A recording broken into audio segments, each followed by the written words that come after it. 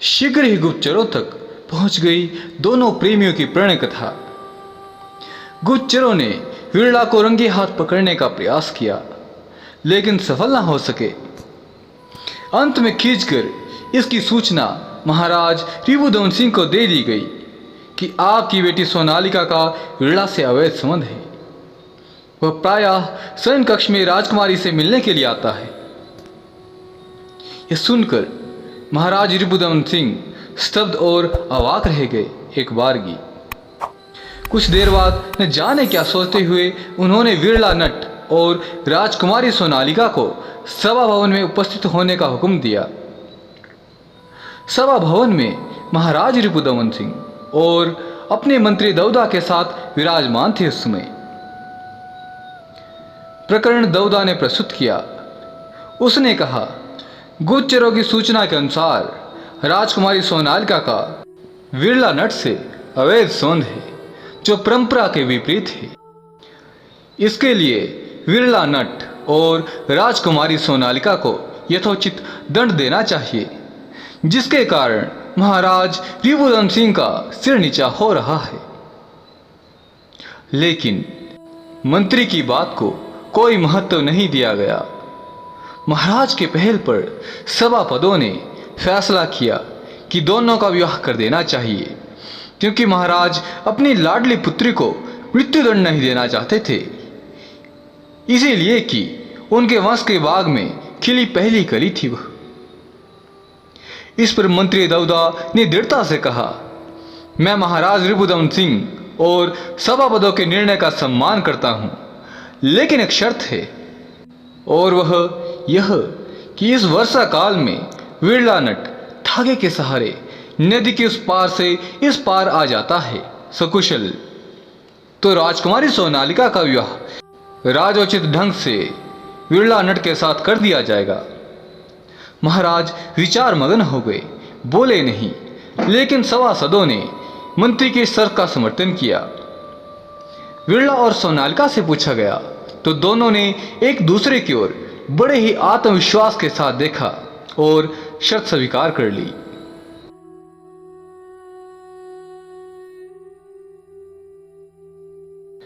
आगे की घटना का मैं आपके समक्ष वर्णन करूं, उससे पूर्व मेरा आपसे एक छोटा सा निवेदन है।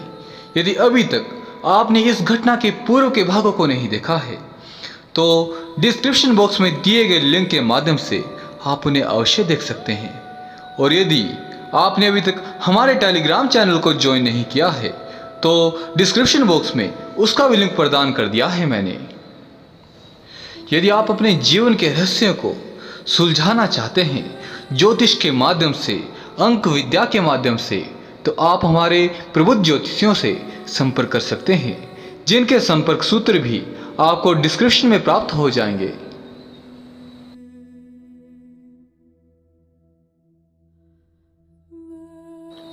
पूरे भूरागढ़ की जनता में इस शर्त को लेकर घोर आश्चर्य हुआ। दूसरे दिन नदी पार करने की परीक्षा होनी थी।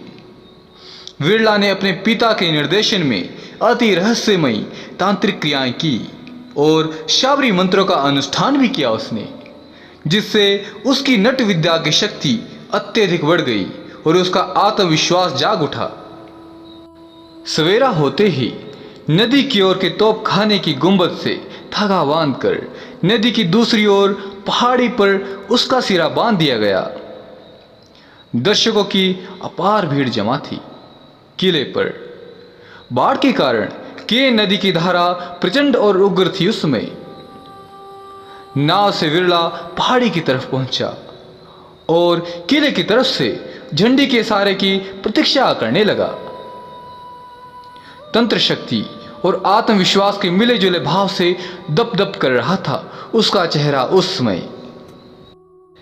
एक बार उस पार किले पर अपनी सहेलियों के साथ खड़ी सोनालिका की ओर सिर दृष्टि से देखा उसने, और मंत्री दौदा ने हरी झंडी दिखाई। धागे के सहारे नदी पार करने लगा विरला।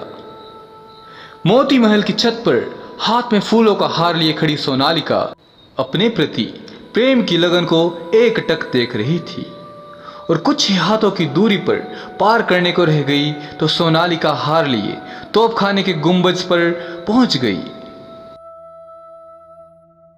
उसने देखा विरला गुंबज के पास पहुंच गया था और तभी हवा में लहराता हुआ नदी की प्रखर धारा में समा गया विरला। उसे बचाने की क्षमता किसी में नहीं थी। क्या विरला का आत्मबल टूट चुका था और क्या उसकी सिद्धि की शक्ति क्षीण हो गई थी? नहीं, न उसके आत्मबल में कोई कमी आई थी और ना तो उसकी सिद्धि की शक्ति ही व्यर्थ सिद्ध हुई थी। सब कुछ एक धोखा था, एक ईर्ष्या का परिणाम था और थी एक असफल प्रेम की परिणति। मंत्री दौदा सोनालिका को चाहता था, लेकिन सोनालिका ने फटकार दिया था उसे और तभी से धधक रही थी असफलता की आग उसके हृदय में। बदला लेना चाहता था वह अपने अपमान का,